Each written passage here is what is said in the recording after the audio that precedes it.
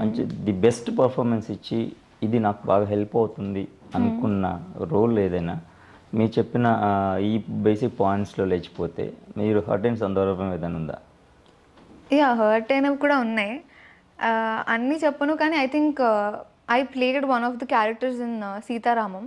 సీతారామంలో ఏమైపోయింది అంటే క్లైమాక్స్ పాపం మారిపోయింది ఎట్ ది ఎండ్. నేను యాక్చువల్లీ క్లైమాక్స్లోనే there is a important character అంటే అన్ని బిగ్ బిగ్ ప్రొడక్షన్, పెద్ద యాక్టర్స్ అందరూ అండ్ గుడ్ కాంబినేషన్ కూడా.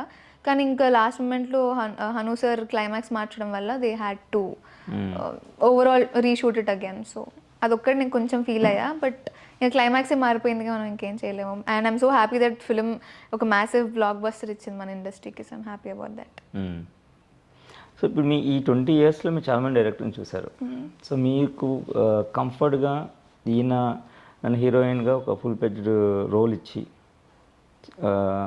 ఆఫర్ చేస్తే ఇట్లా ఇలా టక్కున ఒప్పేసుకుంటాను అనుకున్న డైరెక్టర్ ఎవరు ఉన్నాయి ఇప్పటివరకు మీరు చేసిన వాళ్ళు? ఈయన ఇస్తే ఒప్పుకుంటాను అంటే ఆబ్వియస్లీ ఇప్పుడు నేను వర్క్ చేసిన డైరెక్టర్స్ అందరూ చాలా పెద్ద పెద్ద డైరెక్టర్స్. సుకుమార్ గారు కానివ్వండి, విజేంద్ర ప్రసాద్ గారు కానివ్వండి, లేకపోతే త్రివిక్రమ్ గారు కానివ్వండి, వీళ్ళందరూ నాకు ఆపర్చునిటీ ఇవ్వడమే చాలా గ్రేట్ అని ఫీల్ అవుతూ ఉంటాను నేను.